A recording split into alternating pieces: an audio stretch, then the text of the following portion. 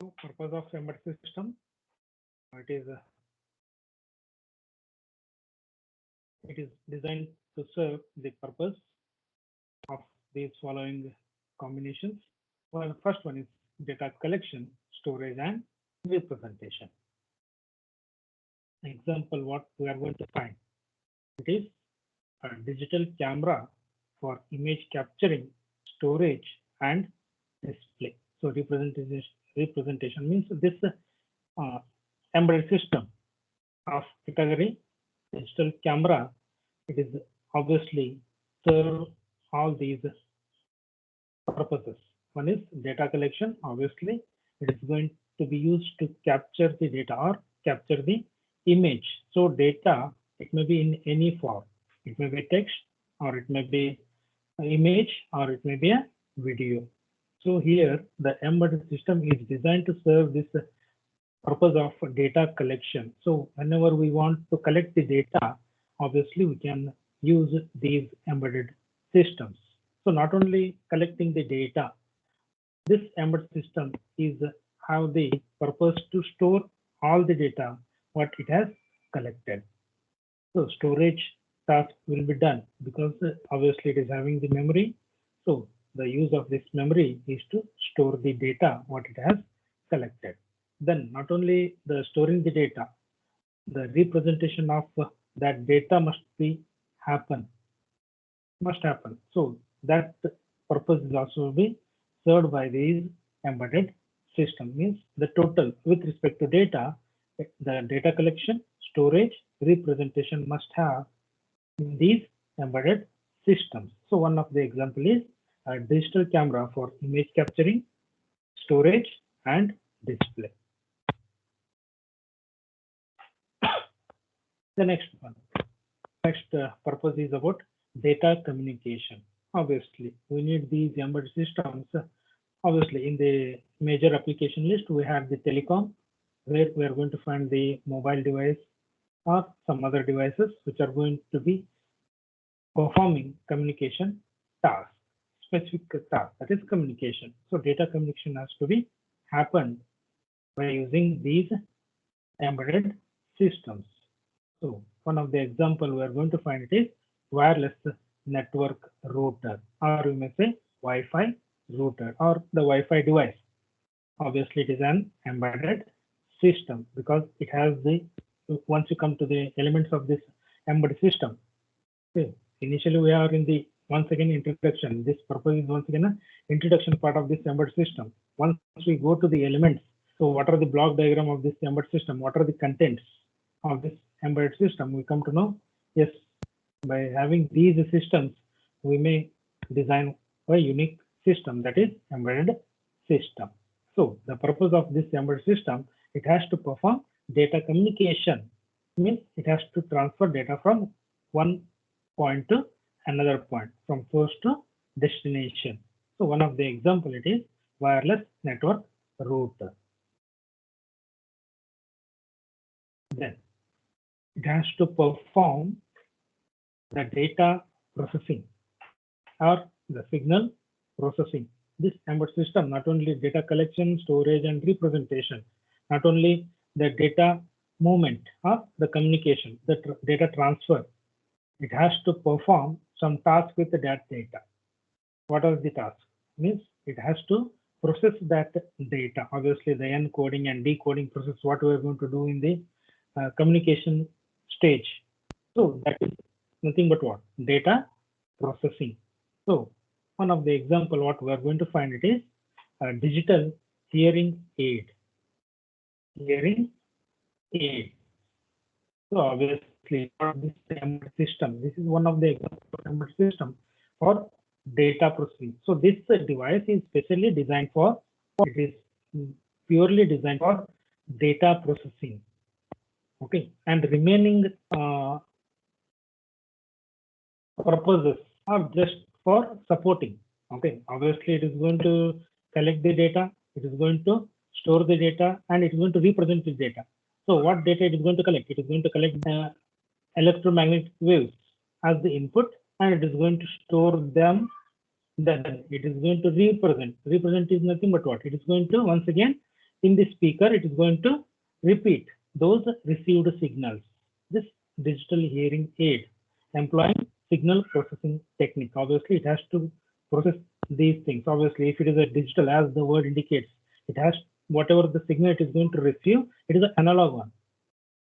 So analog data, it is processed digitally. Then at the output side, that is the representation side, what it is going to convert that digital data into, once again, analog data. So it has the mic, and obviously it has a speaker. So the relation between the data at the mic, it has to be transferred to speaker through what? Digital data processing, okay, or digital signal processing. One of the example is a digital hearing aid. What we are going to be used this embedded system for serving the purpose of data processing. Next, monitoring. So obviously we need the embedded system for monitoring purpose.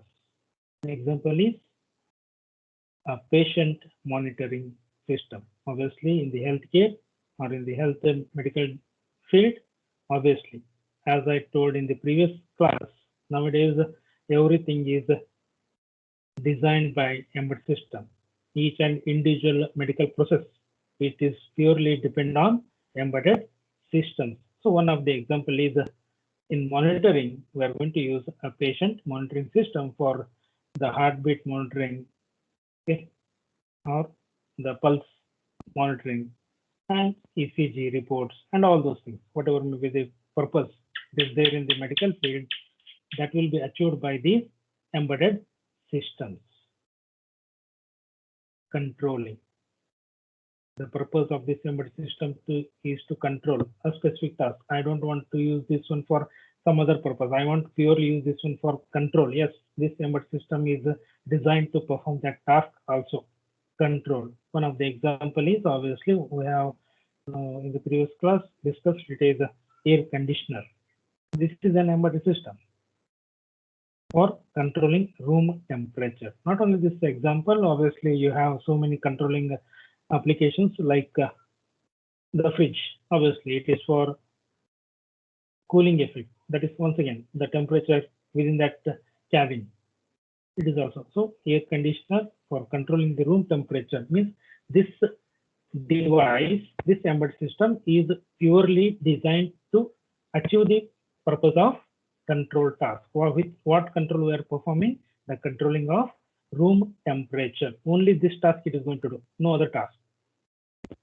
Okay, so as the title is going to talk about, it is designed to serve the purpose of any one or combination of both. Okay, then the application specific user interface. Application specific user interface. One of the example is mobile phone. So based on the application, we are going to interface these devices. So one of the example is mobile phone for many application specific. Okay. So these are the purposes what we are going to observe while selecting an embedded system.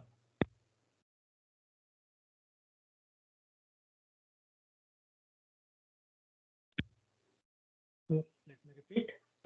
The purpose of embedded system is designed to serve the purpose of anyone or a combination of following tasks. The tasks are data collection, storage, representation. Example is one of the example. There are so many examples for your introduction purpose. Let me have an example of digital camera, data communication, Wi-Fi device, digital signal processing. It is once again the hearing aid. Then monitoring. It is in the medical field what the monitoring systems what we are going to refer. Those are the examples. Control. It may be fridge or it may be a home appliances. That is AC. Then application specific, the user interface, that is a mobile phone, one of the example. Fax machine come, printer come, printer. These are all application specific user interfaces. Okay. Yeah. the main concept. Till now, we had the introduction about the embedded system. Now discuss about what are its elements, how it look like, what are its block diagram, what is its block diagram, and what are the content in that block diagram. So the element of an embedded system, it has system core, the main part.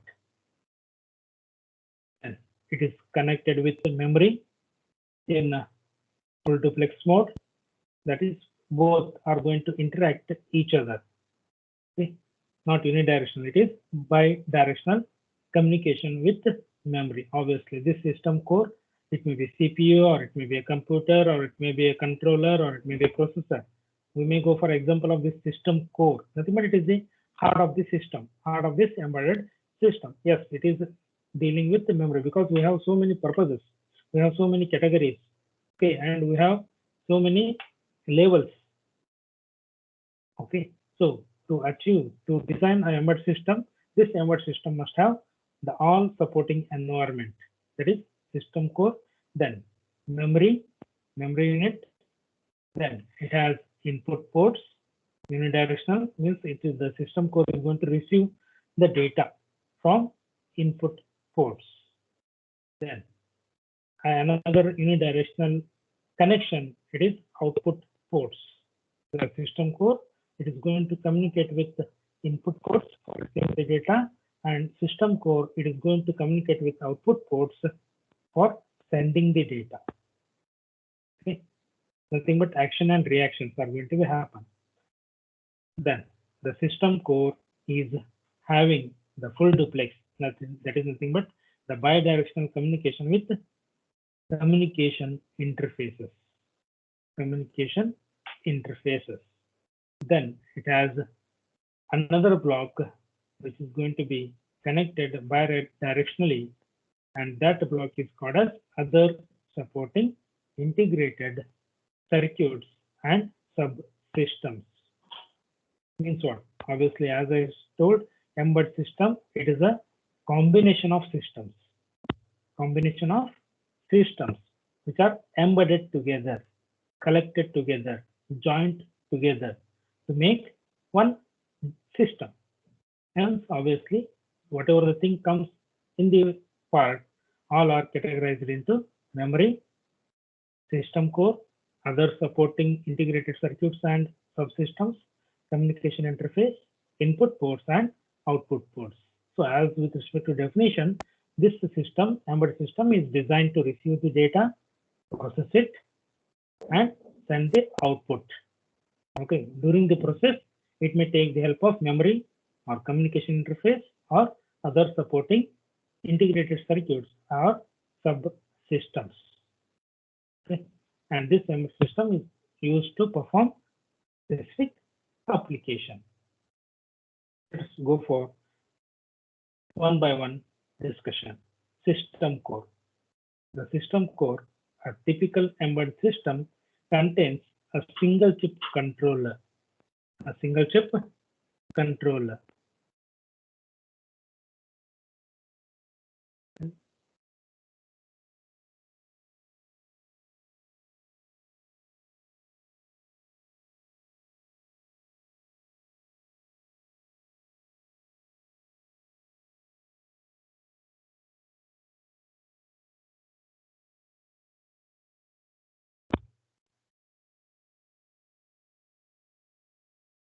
System core, a typical embedded system, contains a single chip controller, or it may be a processor, which acts as a master brain of this system. So as I told, it is a heart or the main part, you may say heart or a brain. So it is a main part of this embedded system. So the controller can be as based on the purpose. Okay, it may be a FPGA kit or ASIC kit or DSP processor, or it may be a system on chip, or it may be a controller, or it may be a microprocessor. Okay. Output ports.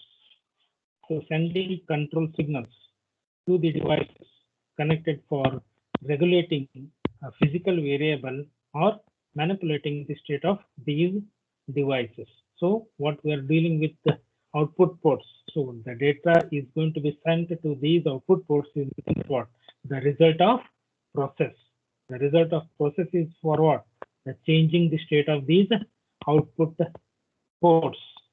Okay, so based on the input requirement, output ports, devices which are connected at output ports are going to react. Then input ports, obviously, to control or to monitor or to represent, means whatever the thing we are going to deal with the output port devices, those things will be controlled or monitored or represented by these input data. And the input data, it is given by the devices which are connected at input ports. So receiving control signals from the devices connected for regulating a physical variable or manipulating the state of output port devices. Means what? The devices which are connected at output port and their actions are controlled by these input port devices.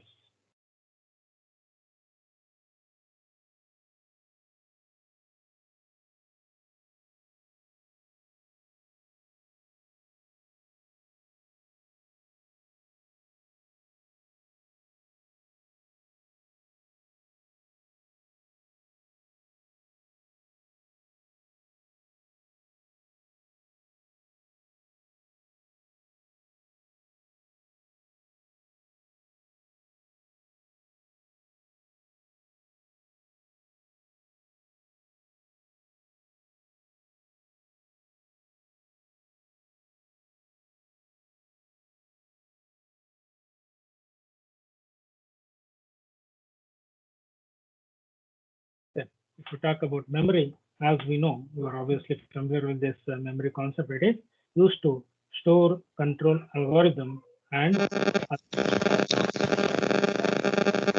other important configuration details. So not only it is going to have the data, obviously it is going to have the complete program or the task what it has to do. That is nothing but algorithm and the configuration details with respect to the input, output, and other connected devices at system core. The communication interface, it is an external input-output device connection port to perform input-output operation. So it is input-output devices are externally. Okay, if you need some more devices which are going to act as a input or output ports other than the default input and output ports, those things will be connected using these communication interface port. It is not necessary that all embedded systems should incorporate these I/O user interfaces. So it is a part.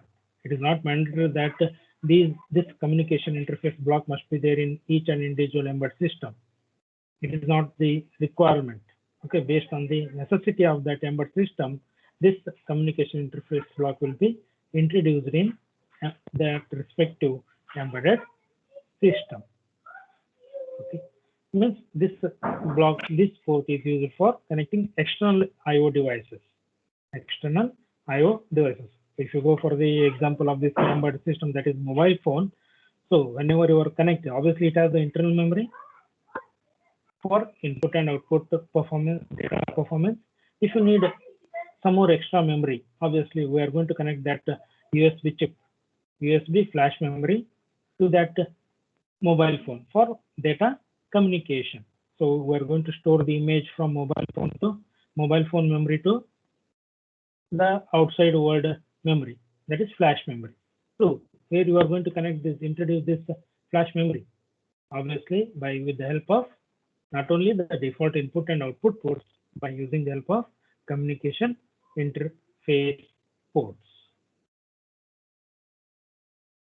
Other supporting integrated circuits and subsystems. These are supporting I/O devices. For example, external memory, external processor, it may be an external controller attached to an embedded system. Okay, so not only the inbuilt controller, processors, or memory. If we need, based on the requirement, if we need the support from external world, those things will be connected. It may be an input category or it may be output category device, and it is going to be connected through these other supporting integrated circuit and subsystem block. So this is the simple and brief explanation of elements of an embedded system. It has system core. The system core may be a processor or controller or a specific processor, DSP, OSI, FPGA, kit, or anything. Okay, then it has input ports, output ports, it has a memory, the communication interfaces, as well as the other supporting integrated circuits.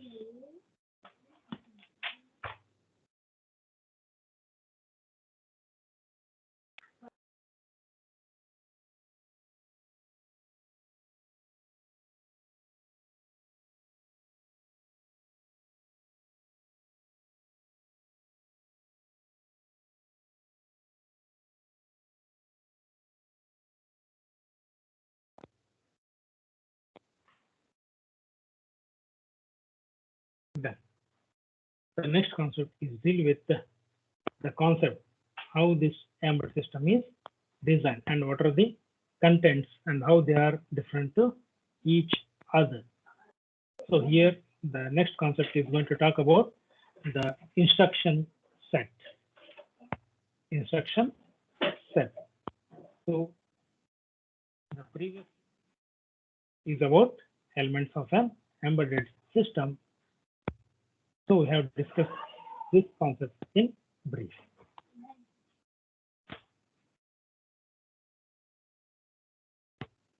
For instruction set, how the systems are different. So which concept they are going to adopt for computing tasks. So it is RISC and CISC. So RISC is nothing but reduction instruction set computing, and CISC is nothing but complex instruction set computing. So embedded system may have any type of computations based on the instruction set, how it is. It is a minimum or maximum, simple or complex, reduced one or complicated.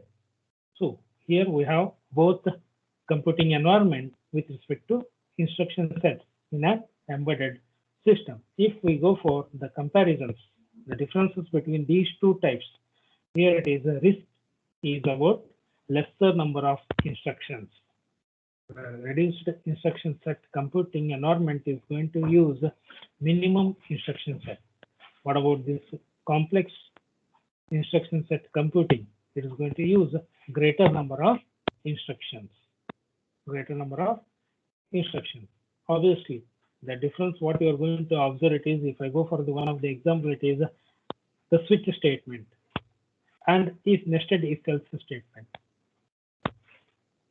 Nested if else statement or switch statement. How the difference is. So one of the statement, the instruction come under RISC, another instruction come under CISC. So what about RISC? That is nothing but switch statement. Switch statement is what? It is a reduced instruction set.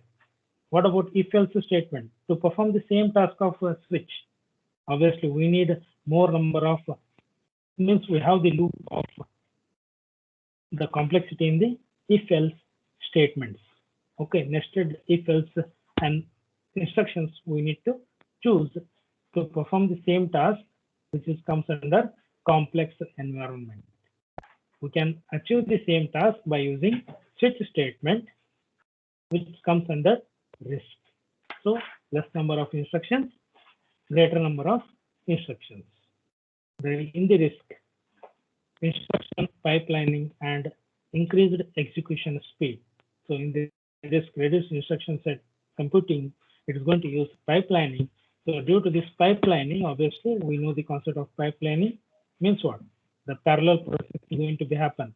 The instructions are running in parallel with more than one instruction. So the more than one instructions are executed by the processor, by the computer at the same time. So that concept is nothing but pipelining, and due to this pipelining, the speed will be increased in the execution. What about here? Generally, no instruction pipelining is used in the CISC. Then it is orthogonal instruction set. That is nothing but allows each instruction to operate on any register and use any addressing mode. Allows each instruction to operate on any register and use any addressing mode. So as we have know the concept of these registers, there are some general purpose, there are specific purpose registers. Okay, stack is there, flag registers are there. You know what are the purpose of these registers in the system, in the processor or a controller. Obviously, this RISC is going to use any register for instructions to operate. And they are going to use addressing mode. So obviously we know direct addressing mode, indirect addressing mode, okay, offset addressing mode, indexing addressing mode. There are so many addressing modes in the programming. So this RISC is going to use any addressing mode to operate.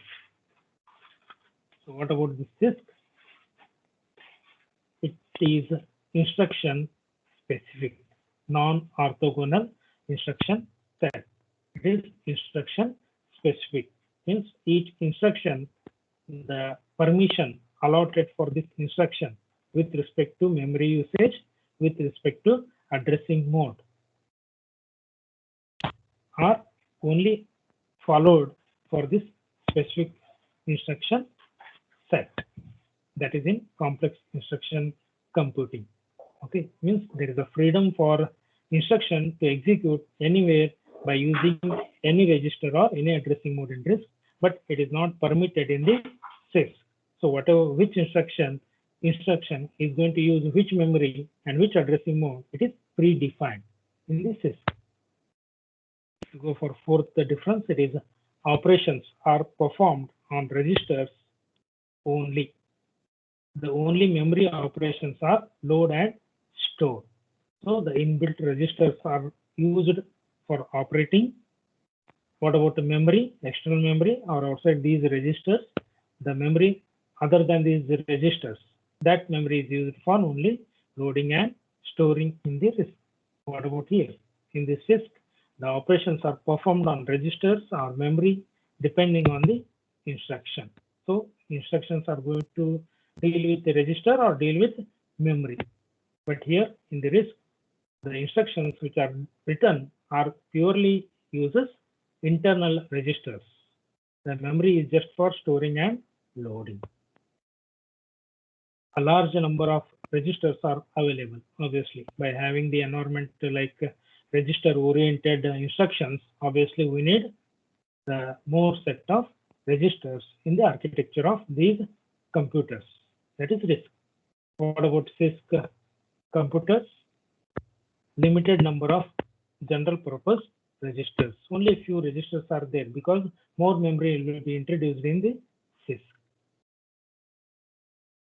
The less silicon usage with respect to the architecture, the silicon it is used to design that chip or that computing environment in the RISC, it is less silicon is used and minimum pin count. So if you go for this IC, which is supporting RISC environment, so you are going to find the chip is minimum size is minimum and pin numbers are less. What about here? The CISC, complex instruction set computing, more silicon is used as well as the more pin count will be there. More number of pin, input and output pins, what you are going to observe on the chip, it will be more in CISC.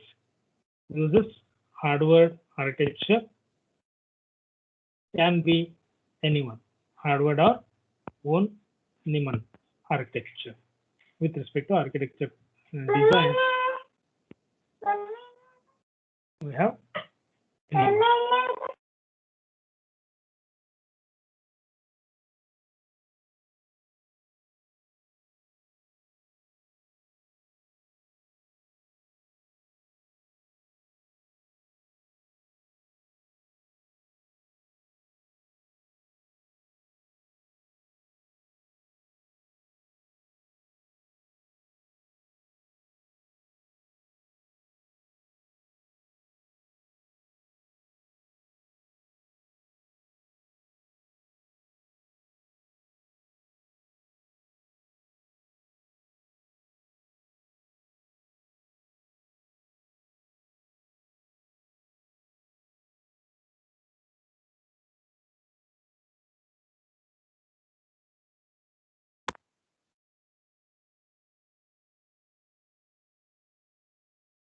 So if you go for architecture once again, in the next slide, we have the differences once again, the comparison of these two architectures, Harvard architecture and von Neumann architecture.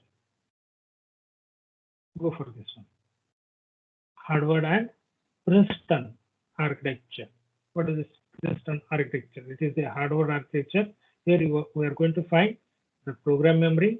It is connected with CPU, and data memory. It is connected with CPU.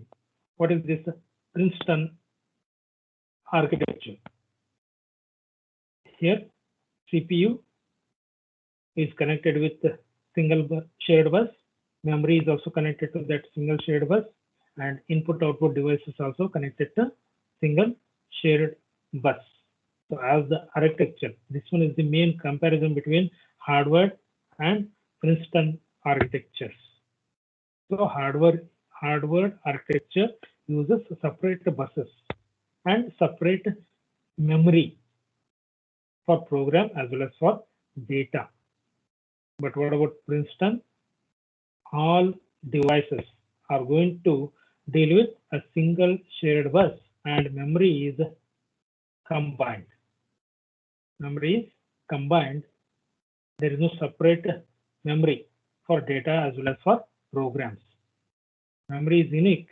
Only one memory is used for Princeton architecture, and it is going to use a single bus architecture. Harvard is going to use multiple bus architecture and splitted memory. This von Neumann architecture is also referred as Princeton architecture. Means the generally we know von Neumann and Harvard architectures. The comparisons, the Harvard architecture and Princeton architecture. So obviously, as I said, it is a separate buses for instruction and data fetching. So this Harvard architecture is going to use a separate data memory and program memory. So buses will be separate for instruction and data fetching. What about Princeton? A single shared bus for instruction and data fetching. So what is going to happen in these architectures? So Harvard is going to use the two buses. One is for instruction, one is for data fetching. Means the CPU can perform both fetching and loading and storing, or you may say data fetching and instruction reading and writing. Control operations will be done parallelly.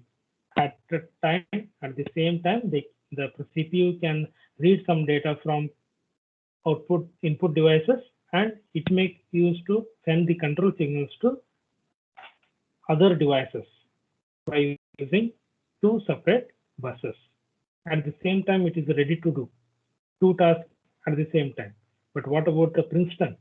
Only one bus is available for data communication as well as for controlling operations. That is nothing but instruction they are going to label. Instruction nothing but controlling tasks. That is nothing but reading the memory, writing the memory, reading the IO device, writing the IO device, sending the signal to IO device, okay, and receiving data from IO device. And all these tasks are done using only one wire, one bus. Obviously, what is going to happen? While performing one task, the CPU has to wait for completion of the task to do next task. But there is no waiting period in the hardware architecture. All tasks are running simultaneously. Second, easier to pipeline, so high performance can be achieved. So pipeline nothing but what? Doing multiple tasks at the same clock pulse. So that is nothing but pipeline. So obviously it is, we can observe due to separate buses, we can observe the pipelining concept in the hardware architecture. So high performance obviously we can achieve. Performance is more in hardware architecture. What about Princeton? Low performance. Obviously, as I said, it has to wait for an instruction to be completed so that it is ready to do another task. So performance will be low, speed will be minimized in the Princeton architecture. Then comparatively high cost. Obviously, we are going for expenditure is more in the hardware architecture because we need separate buses. separate memory location, one memory for dedicated only for data. In the data memory, you can't store programs, instructions. In the program memory, you can't store the data. So you can store only programs, instructions. Obviously, the cost is more comparatively in hardware architecture. So here it is cheaper because only one bus is used.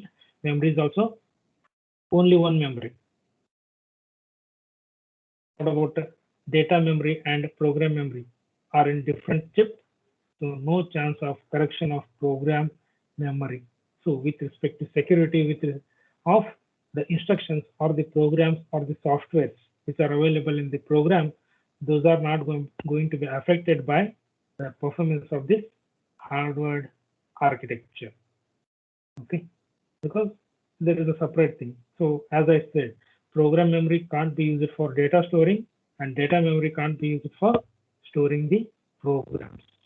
Hence, there is no confusion to the CPU to deal with instructions as well as data. It may be reading or writing processes. What about here? Data memory and program memory are in the same chip. There is a chance. Obviously, the chance is there. But what about in hardware? There is no chance of corruption. There is a but here due to the performance of this Princeton architecture, there is a chance of corruption of program memory. Okay, by instructions which are executing, which are working on the data memory, they may affect the program memory because both the programs and data are available in the same memory. So there is a chance of corruption of program memory. So this is the hardware and Veneman, or another name is Princeton architecture. The comparison with block diagrams.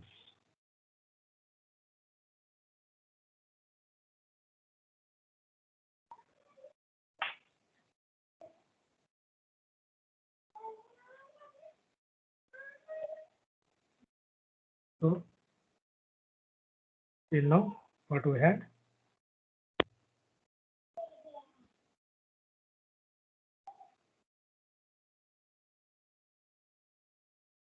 We had a discussion about purpose of embedded systems, that is data collection, storage, representation, data communication, data processing, monitoring, control, and application-specific interface.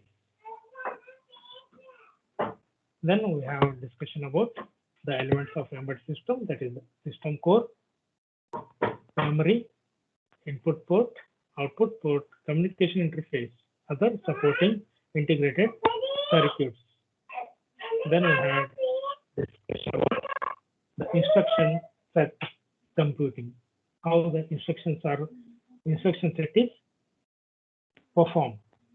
Computation is going to be happen in the embedded system. It is RISC and CISC with a comparison table.